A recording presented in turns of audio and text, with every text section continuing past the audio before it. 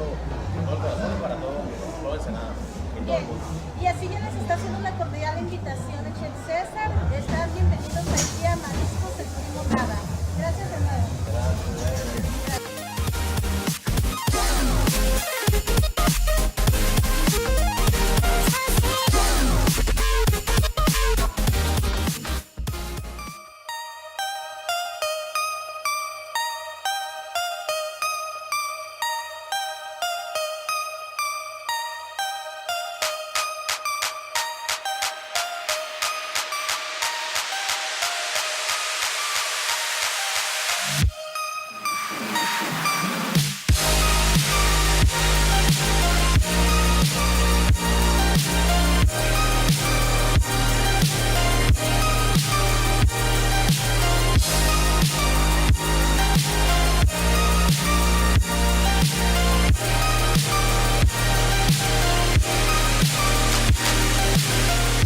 Night is cold, but your heart's colder.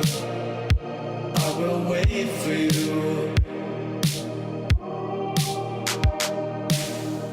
The glitch in your eyes pulled me under, but I will wait for you.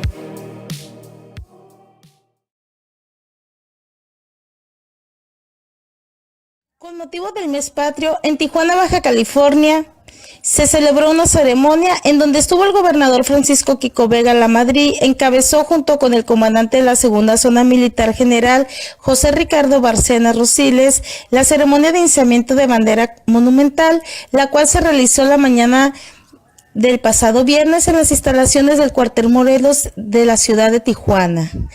El mandatario estatal agradeció a las autoridades militares la convocatoria a este evento tan importante que simboliza el compromiso de los bajacalifornianos y mexicanos ante los valores morales, cívicos y éticos fundamentales como la identidad nacional y el respeto a las instituciones.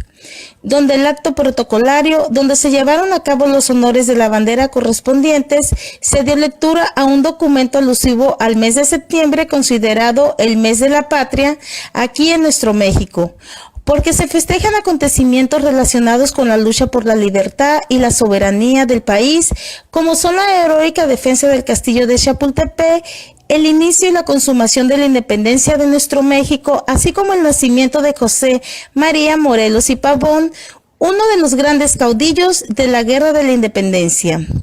La ceremonia cívica estuvo a cargo del personal de la Segunda Zona Militar y contó con la presencia del presidente del Tribunal Superior de Justicia y del Consejo de Judicatura del Estado, José Armando Vázquez, el diputado del Congreso del Estado, Cuauhtémoc Cardona Benavides, y el secretario general de Gobierno, Francisco Rueda Gómez, la oficial mayor del Gobierno del Estado, Loreto Quintero Quintero, la Procuraduría General del Estado Judicial, Perla del Socorro Ibarra Leiva, y el secretario de Educación y Bienestar Social del Estado, Mario Herrera Zárate.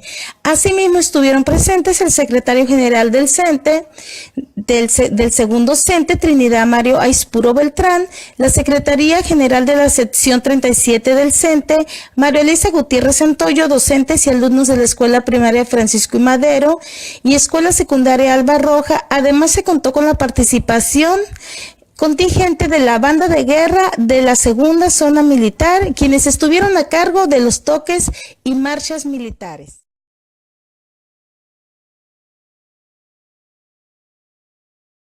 Editorial The New York Times. Trump humilla a México. El diario de Estados Unidos opina que en lugar de regañar a Trump, Peña Nieto lo trató como un jefe del Estado.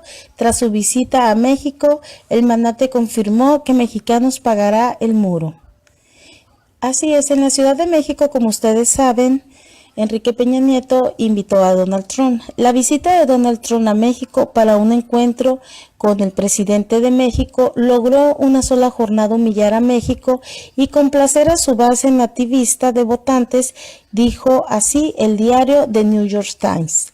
Solo un día después de que el candidato republicano aceptara visitar México, la invitación de Enrique Peña Nieto y de que se presentara luego en Arizona un duro plan contra la inmigración indocumentada, The New York Times calificó la jornada también como surreal en un editorial titulado La nación deportada del Donald Trump.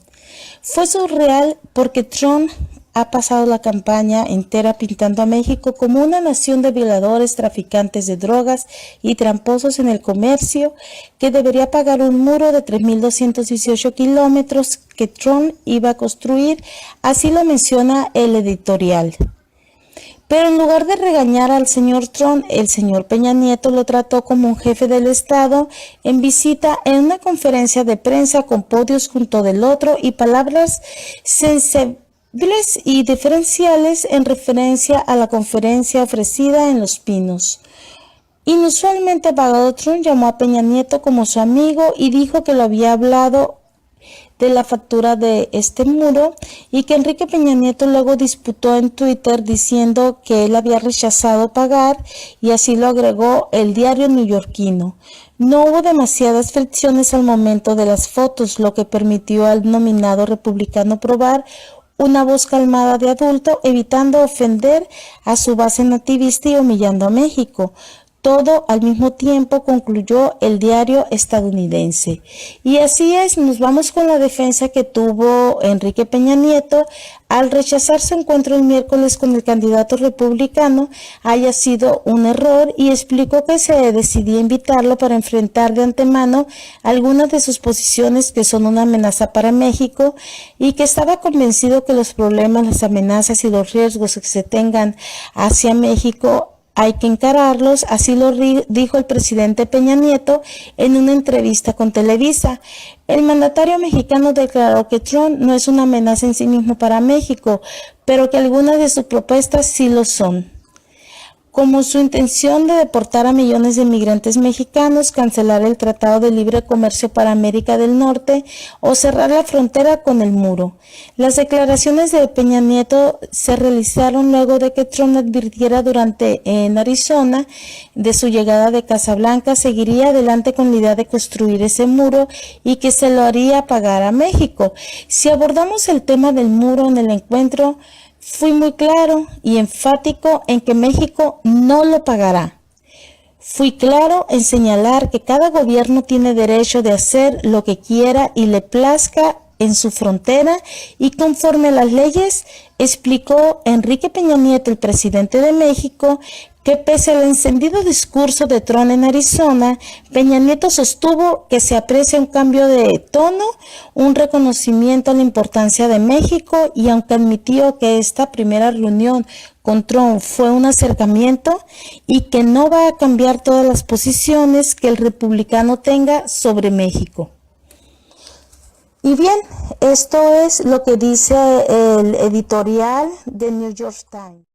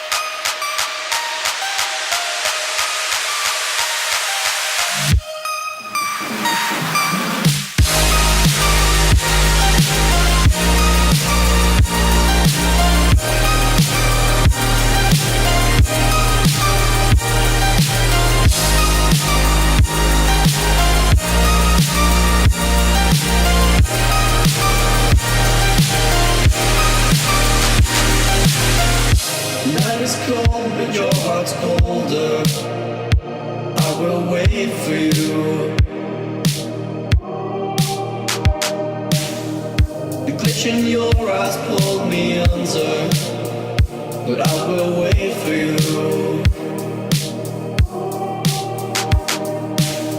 There's nothing left for me to do than run and act myself a fool. No point in trusting anyone.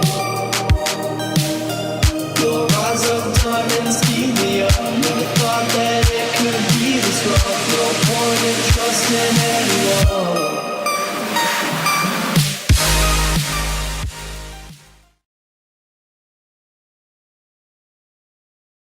En la administración de Enrique Peña Nieto se aceleró la pérdida de producción petrolera. Datos de la Secretaría de Energía señalan que entre el 1 de diciembre del 2012, cuando tomó posesión el presidente de México, la producción promediaba 2.564.000 barriles diarios de crudo. Al cierre de julio del 2016, este volumen se redujo un 15.9% y cerró en los 2.157.000 barriles diarios, es decir, 406.000 barriles diarios menos, según datos de Pemex proporcionados en el periodo comparable con la administración de Felipe Calderón. La caída fue del 13.6% desde la toma de protesta de Calderón como presidente en diciembre de 2006 y un mes antes de su cuarto informe de gobierno, cierre de julio de 2010, la producción pasó de 2.978.000 barriles diarios a 2.574.000. La declinación petrolera de México inició en el 2004 cuando el activo Cantarell llegó a su punto máximo de explotación y comenzó a declinar. Estimaciones de Pemex señalan que para el 2016 el promedio de producción petrolera será de 2.100.000 barriles de petróleo crudo. Junto con la declinación petrolera también han mermado la exportación de crudo. Felipe Calderón inició su gobierno con una exportación de 1.792.600 barriles diarios y en el 2012 Peña Nieto tomó el cargo con una exportación promedio de 1.255.500 barriles diarios, 30% menos. Pero al cierre del 2015 el volumen bajó 1.170.500 barriles diarios, 6.6% menos que al iniciar su gestión.